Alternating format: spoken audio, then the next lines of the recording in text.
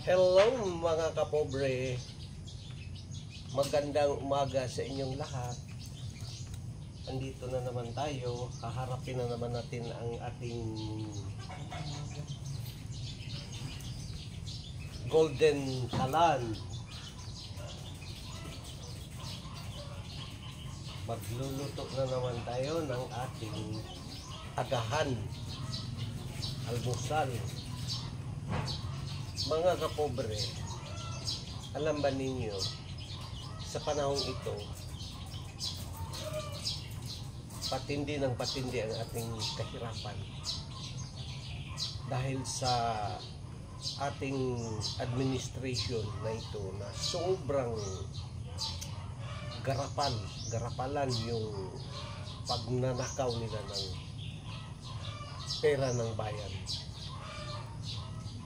Kahit ako'y, alam ba ninyo, kahit ako ay isang hamak na mahirap, pero nagbabayad naman ako ng buwis.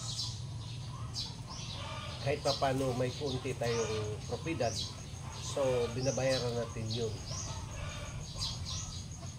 Alam ba ninyo ang nangyayari ngayon? Quarterly na tayo magbayad ng taxes natin. Yung mga iba dyan, hindi nila alam yun kasi wala silang propiedad or kaunting negosyo. Pag yung negosyo mo ay rehistrado na ating gobyerno, obligasyon yun talaga nila na magbayad ng taxes nila every 3 months, quarterly. Kasi yun ang binago ito lahat ni Bobong Marcos para lalong lumaki yung mapukuha nilang pera. Ito naman nating mga kapulisan,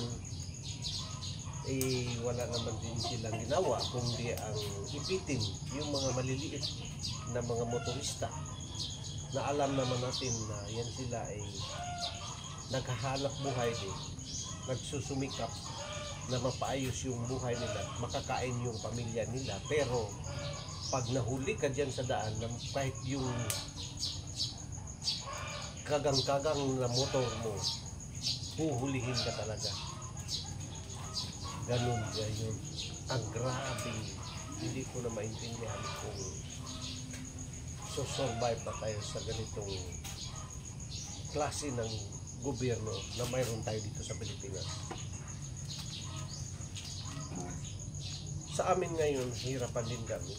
Kaya masabi ko, ang ating gobyerno ay napaka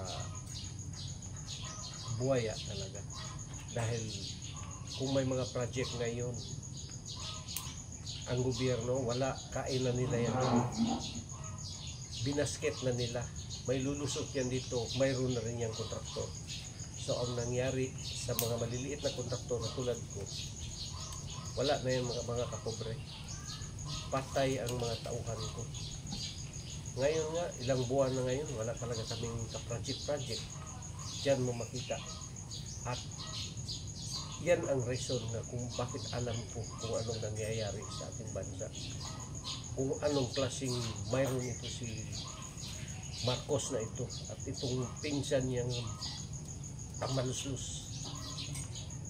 Sinisira talaga nila ang Pilipinas.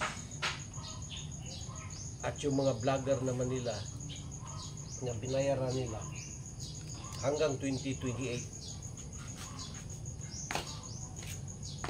akala mo kung totoo yung mga sinasabi nila, sisirain nila yung tao, yung kredibilidad ng isang tao. Bahala na nagsasalapid yan yung mga dila nila sa paninira nila. Sana tamaan kayo ng karma.